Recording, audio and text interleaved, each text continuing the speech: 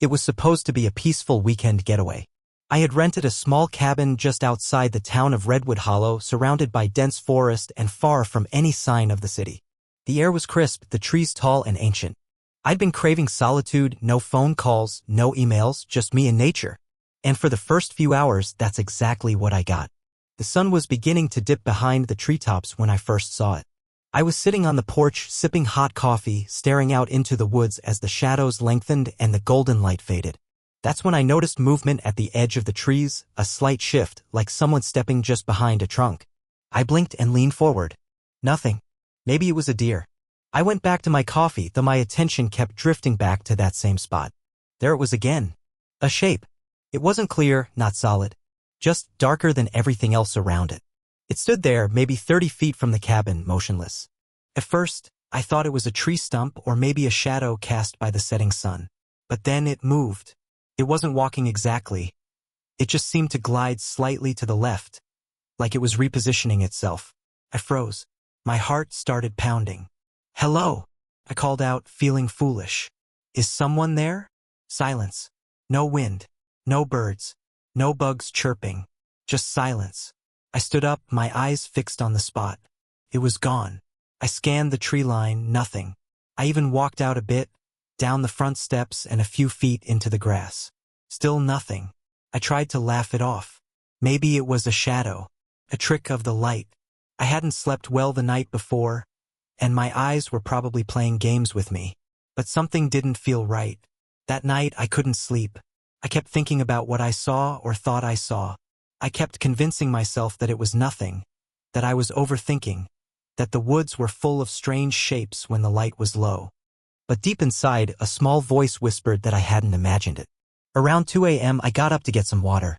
The cabin had large glass windows facing the woods and I couldn't help but glance outside. It was pitch black, save for the sliver of moonlight casting long, cold beams across the ground. And then I saw it again. The same shadow. Same place.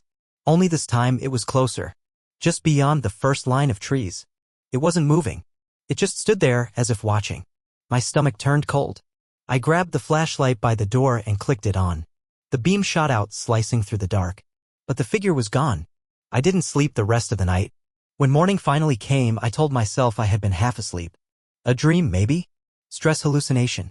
I even laughed at myself during breakfast. But I couldn't deny the knot in my stomach or the way my hands trembled when I poured my coffee. I decided to go for a walk to clear my head. Maybe explore the woods a little during daylight. I figured if I saw the place where the shadow had been and found nothing, I could put the whole thing behind me. I followed the path behind the cabin, crunching leaves under my boots. It was quiet but not unnaturally so. Birds chirped and the trees swayed in a gentle breeze.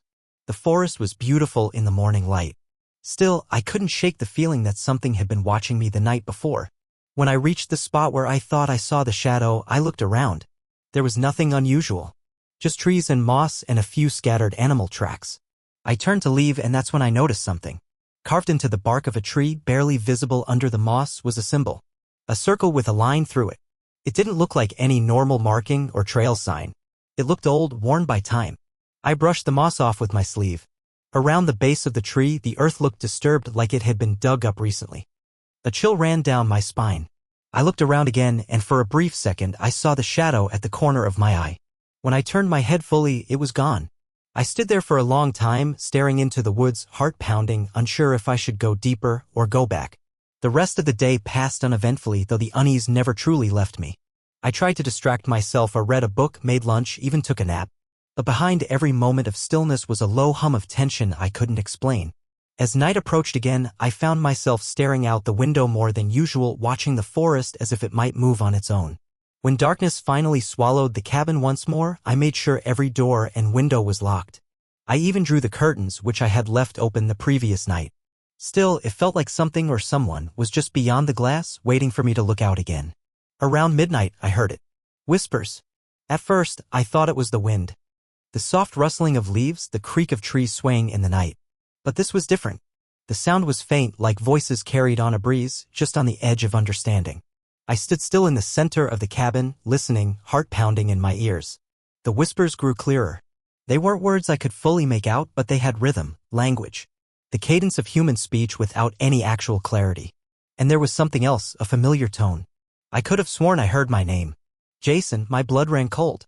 I ran to the front window and peeled back a corner of the curtain just enough to peek outside. At first, nothing. Just darkness and faint outlines of trees. Then, movement. Not the shadow. Not this time. A figure stood in the distance. Not gliding like before, but standing upright. Its posture was human. And this time, I didn't feel fear first, I felt confusion. The figure looked like someone I knew. A friend. Someone from my childhood, long gone. I couldn't tell for sure in the dark, but the shape, the way it stood, it reminded me of Ben, my childhood best friend who drowned in a lake when we were 12. I shook my head. No.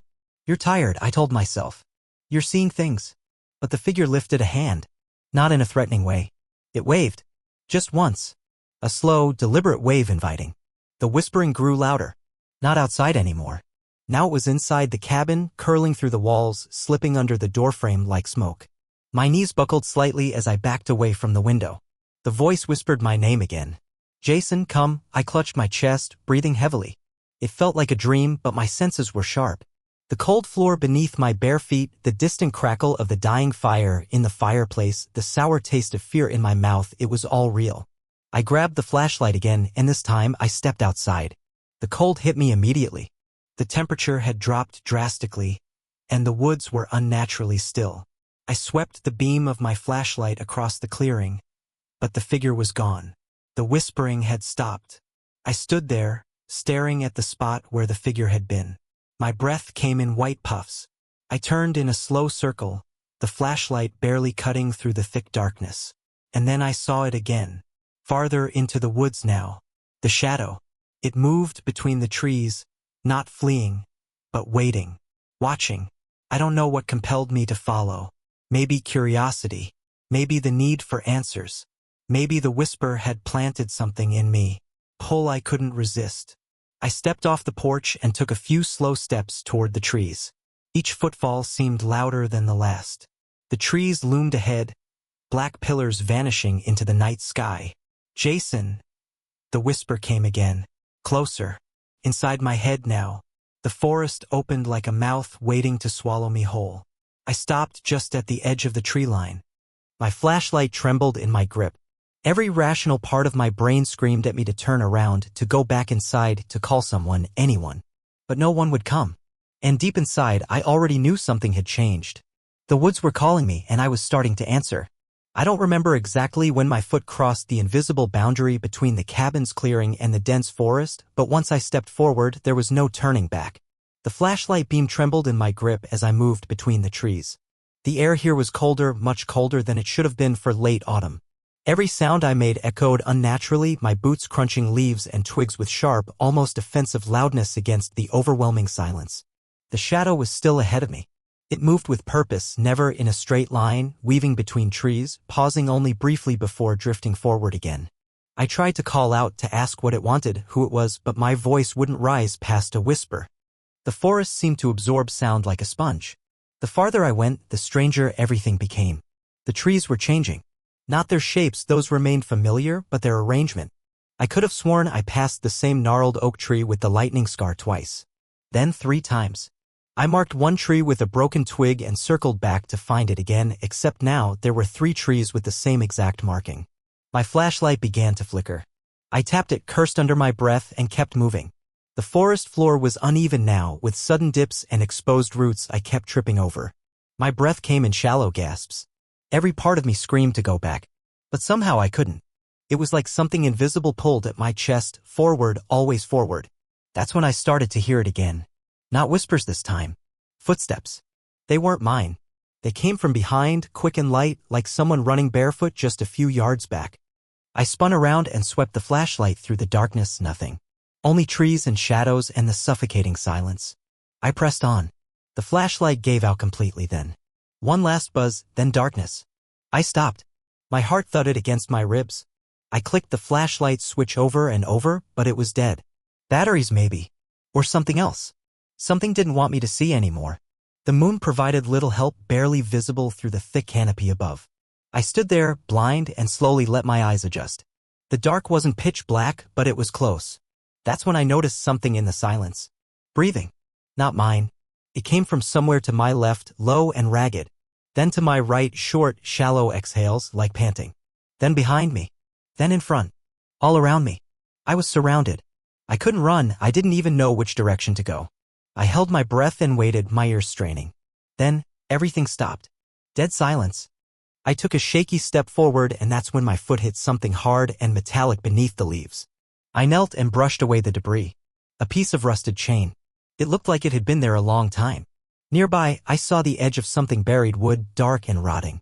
I scraped at it and revealed what looked like an old trapdoor set into the ground. Why was there a door in the middle of the woods? The wood groaned as I touched it. It wasn't locked. Just heavy. I didn't open it.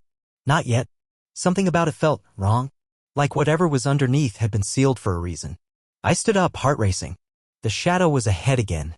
No longer gliding. Standing upright. Watching. Closer than ever. I tried to speak, but again my voice failed me. It raised its arm slowly and pointed to the right.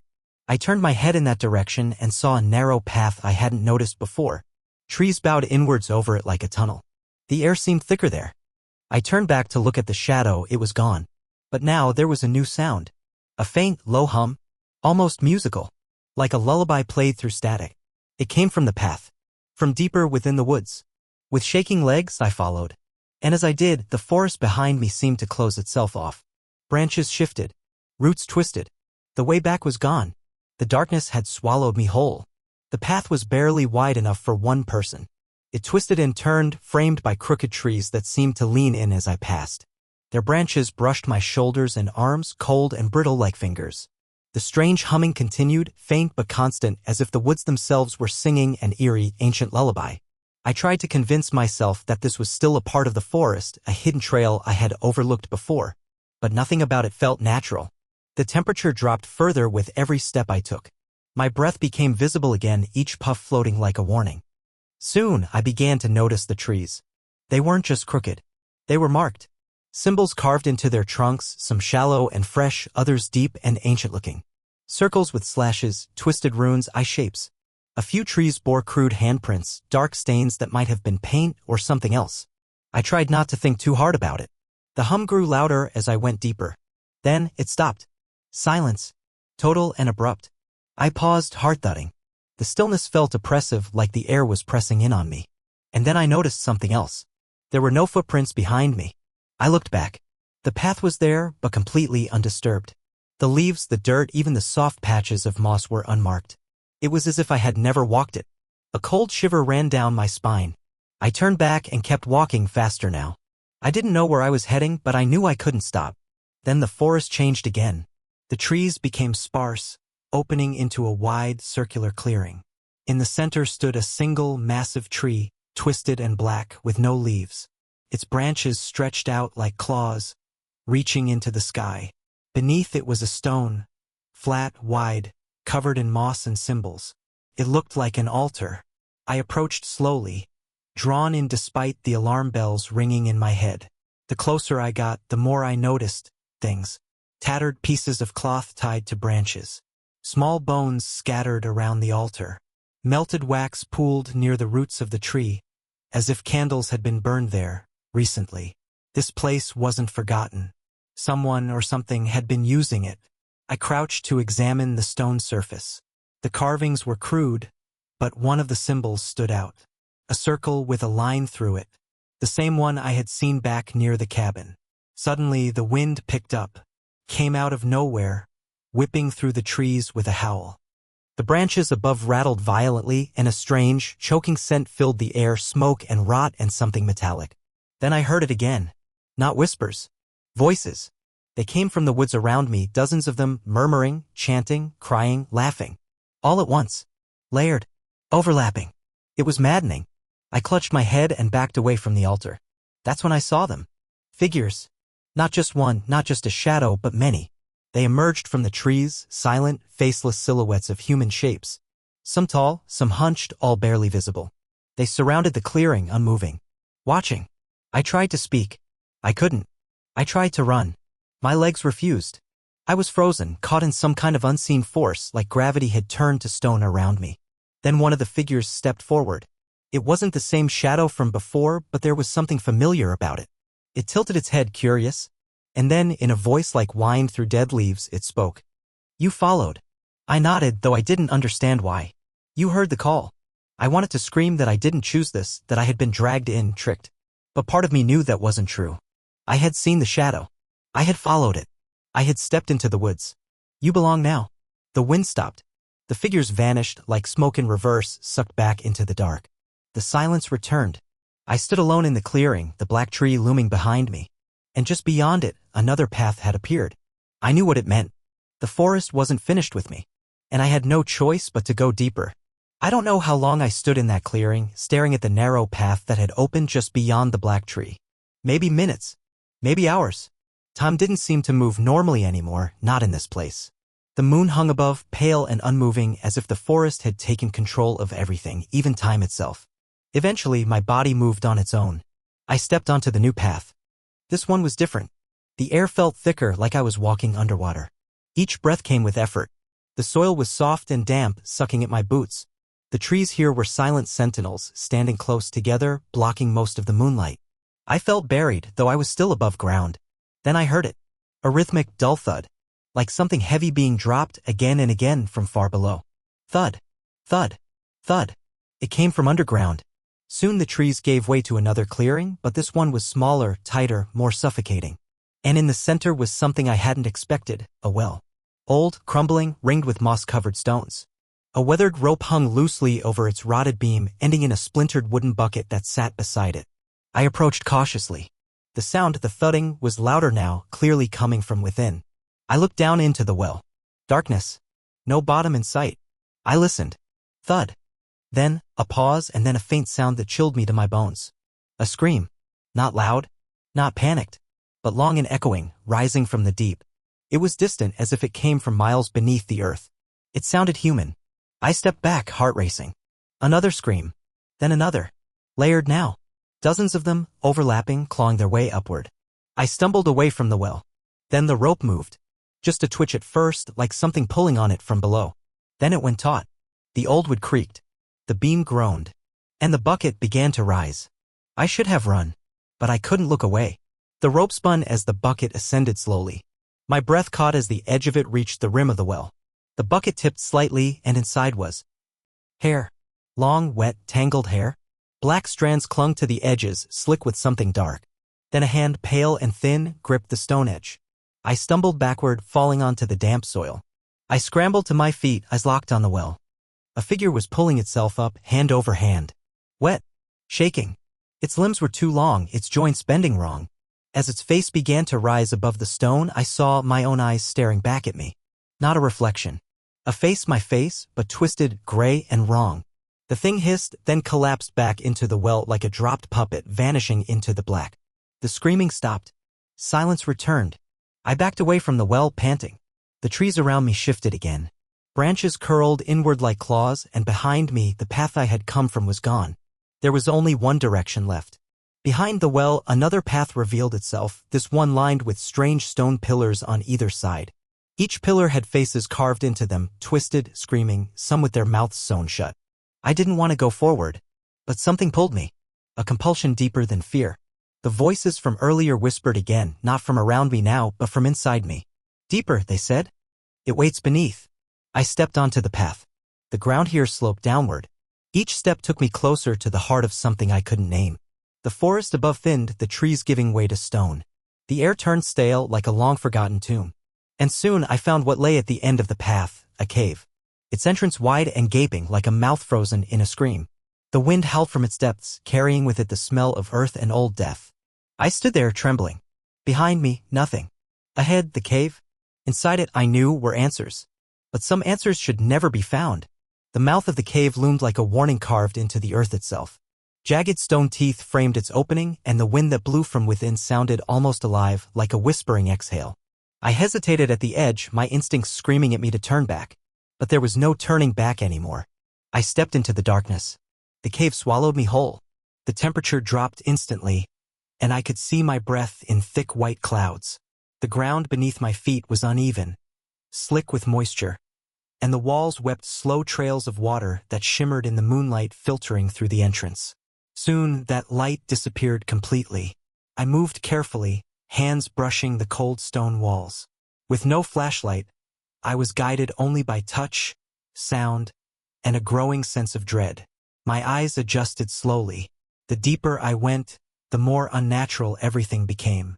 The cave walls weren't just stone. They were carved, etched with spirals, symbols, and faces. Dozens of faces, some wide-eyed with horror, others twisted in silent screams. And each one seemed to watch me as I passed. Then I found the mirror. At first, I thought it was a trick of the light, a sheet of water on the wall. But when I moved, the reflection followed. It was a perfect, polished stone surface set into the wall of the cave, tall as a doorway. I stood before it, breath frozen, as I looked at my reflection. But it wasn't me. It looked like me, same clothes, same shape, but the figure in the mirror didn't mimic my movements. Its head tilted at a different angle. Its mouth was closed when mine was open. And its eyes were missing. Just empty, dark sockets where eyes should have been. I stepped back. The figure didn't. It stepped forward. My heart pounded as I stumbled away. The reflection moved on its own now, reaching out not with my hand but with something else. Its fingers were too long, too thin. They scratched at the surface of the mirror like it wanted to claw its way through. Then came the crack. A spiderweb of fractures burst across the surface and a shriek pierced the air, high-pitched and deafening, like metal being torn apart. I covered my ears and fell to my knees. The cave pulsed with a strange energy, and when I looked up, the mirror was shattered. The figure was gone, but something else was coming. From deeper within the cave, I heard footsteps, wet, slow, dragging. The same rhythm I had heard in the woods. I scrambled to my feet and ran deeper into the tunnel, away from the sound, away from whatever had broken free. The passage twisted and narrowed. The air was thick now, hard to breathe. My vision swam with shadows, and sometimes I thought I saw eyes blinking in the walls, watching me. The rock beneath my feet gave way to bone, skulls, ribs, femurs, all packed into the floor like a path paved by the dead. Then finally I reached it. The heart of the cave. A vast, open chamber hidden beneath the earth. The walls glowed faintly with bioluminescent fungus, casting the entire space in an eerie blue light. In the center stood an altar, much like the one I had seen before, but larger. Older. Surrounding it were dozens of statues, humanoid but distorted, all facing the center. And on the altar lay a book. Ancient. Bound in black leather that looked far too much like skin. I approached slowly. I didn't want to touch it. I didn't want to know what it said. But part of me had to. I reached out, and the moment my fingers brushed the cover, a shock ran up my arm and into my skull. Visions. Flashes of another world. Forests filled with eyeless creatures. Caves filled with screams. People, hundreds of them, walking into the woods and never returning. All led by shadows. By something older than time. Something that had been waiting beneath the earth for someone like me to open the door. I yanked my hand back and stumbled away. But the statues had moved. They were closer now, crowding around the altar. Their stone faces cracked and twisted, mouths wide open in silent wails. The air began to shake. The cave was waking up. I ran. Back through the bone tunnel, past the broken mirror, through the whispering shadows. The cave roared around me like a living thing. Walls trembled. Stones fell. I didn't look back. And just before the mouth of the cave, I heard it again. A whisper, gentle, almost kind. You were chosen. I burst out of the cave and into the cold night air, collapsing on the forest floor. I gasped for breath, blinking up at the motionless moon. The forest was silent again. But I was not the same. I had seen what lay beneath. And I knew now I had brought something back with me. When I escaped the cave, everything felt wrong. The forest looked the same, but the air had changed. It was still. Too still. Not a leaf rustled. Not a single insect chirped. Even the wind was gone. The moon hung in the sky like a dead eye watching. I stood there, catching my breath until I heard the sound. Footsteps. Not mine. Behind me. I turned, expecting to see something or someone, but the path was empty. I walked quickly, retracing what little memory I had of how I got here. But the woods weren't following the rules anymore. Paths twisted the wrong way. Familiar trees had moved. And every few minutes, I'd hear that soft, deliberate step just behind me. Only to turn and find nothing. It didn't feel like I was being followed. Felt like I was being herded. Guided. I saw it again. Just ahead. Through the trees. A shape, tall and thin, flickering like smoke. The shadow. It moved when I moved, never fully visible. It would slip behind a trunk, vanish behind branches, but I always caught the edges of it. And every time I thought I was getting closer, It would reappear further ahead, like it was leading me somewhere, or luring me, and then I began to see things. At first, they were just glimpses. Faces in the bark of trees, twisted mouths in the soil. Then the trees themselves began to change. Their trunks bent in unnatural ways. Some of them pulsed, like they had veins beneath the bark. One tree was bleeding. I blinked. The blood was gone. No, not gone. Absorbed. As if the forest was alive and feeding. I started running. Branches tore at my skin. Roots snagged my ankles, but I didn't stop. I didn't even know where I was running to, just that I had to get away. Away from the shadow. Away from what followed. But it was inside me now. I could feel it. Every time I blinked, I saw flashes of that cave, that altar, the eyeless reflection, the voice whispering that I was chosen. I could feel something moving under my skin. Not pain, something worse. Recognition, like I was becoming something else. Then I came to the clearing. But it wasn't empty anymore. There, at the center, stood a mirror. Not like the one in the cave, this one was massive. Standing upright. A frame of twisted branches and antlers held the glass together. The surface shimmered like water, reflecting not the forest, but another place entirely. A darker forest. A deeper one. And standing in the reflection was me. But not just me. The other me. The eyeless one. It stood still, its empty sockets locked onto mine. Couldn't look away. Its mouth began to open slowly, too wide, too deep, revealing not teeth, but more eyes. Dozens of them. Blinking. Watching. Then it stepped through the mirror. It didn't climb out or push through, it simply became real. The air around it rippled, and the moment it crossed over, the mirror cracked and shattered into dust. It stood in front of me. Tall. Familiar. Wrong. My hands trembled. I stepped back, but it mirrored me exactly, one step back, one forward. Every move I made, it copied. Except its movements were slightly off, delayed, twitching, like it was learning. Then it spoke. With my voice.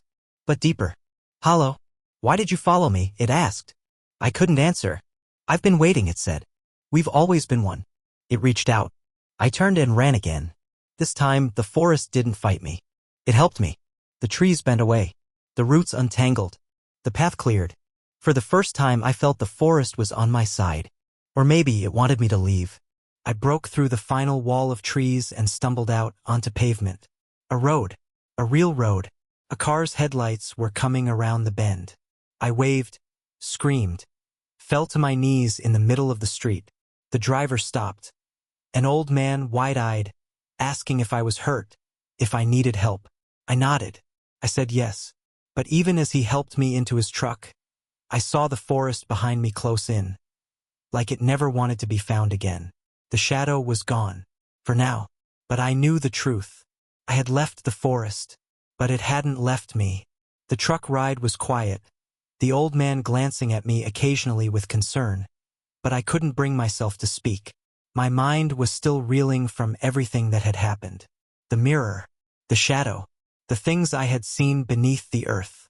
He finally asked, breaking the silence, "Where are you headed, son?" I stared out the window, watching the dark road stretch ahead of us. I should have told him to take me anywhere. I should have asked him to drive away from the woods, away from that forest. But something else kept me silent. A dark instinct that told me not to share what had really happened. Instead, I simply said, "Just away." "Got a place in mind?" "No place," I muttered, staring down at my hands. They were shaking. "Just away." We didn't talk much more after that, the hum of the engine the only sound between us.